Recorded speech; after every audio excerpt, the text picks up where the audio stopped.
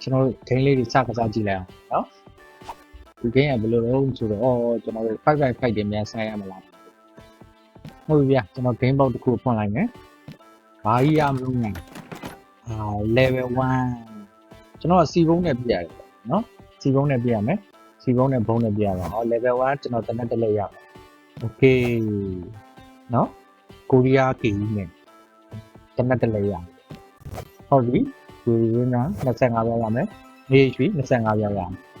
မယ်ကျွန်တော်တို့ဆက်ပြီးကြည့်အောင်ဘယ်မှာသွားတိုက်ရလဲเนาะကျွန်တော်နဲ့အတူလိုက်ကြည့်အောင်เนาะ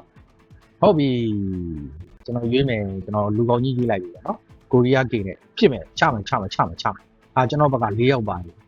ဟုတ်ပြီလာပြီပြကျွန်တော်အဲ့လိုပြရတာမောက်ကိုနှိပ်လိုက်တစ်ချက်ပြစ်လိုက်ရတယ်ဖြာကနေဆင်းသွား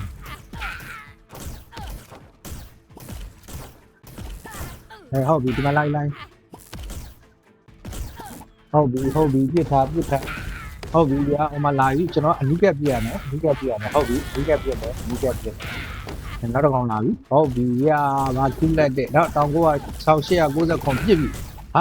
နောက်တော့ကောင်းလာပြန်ပြီဗျာနောက်တော့ကောင်းလာပြစ်မယ်ဟုတ်ပြီကျွန်တော်ပဲကြံတော့တာကျွန်တော်ကောင်းနေမရှိတော့ဘူးဟုတ်ပြီထပ်ပြစ်မယ်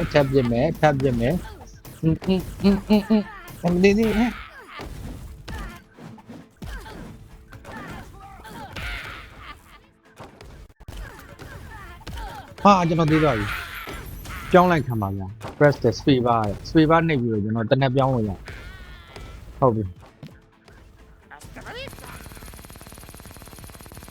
တနက်ကြီးမိုက်တယ်ဗျာချင်းစနေအများကြီးထွက်တယ်ပျောက်သွားပြီဗျာသူကခဏပြစ်လို့ရတာ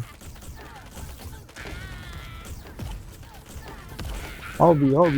ဒီမှာပြစ်မယ် space bar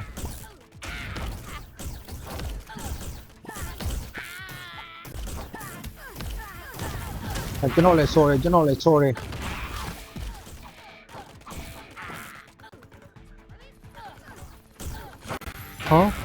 နိုင်သွားပြီဇင်ဂိမ်းကြီးကတော့ကစားလို့ကောင်းတာလေနော်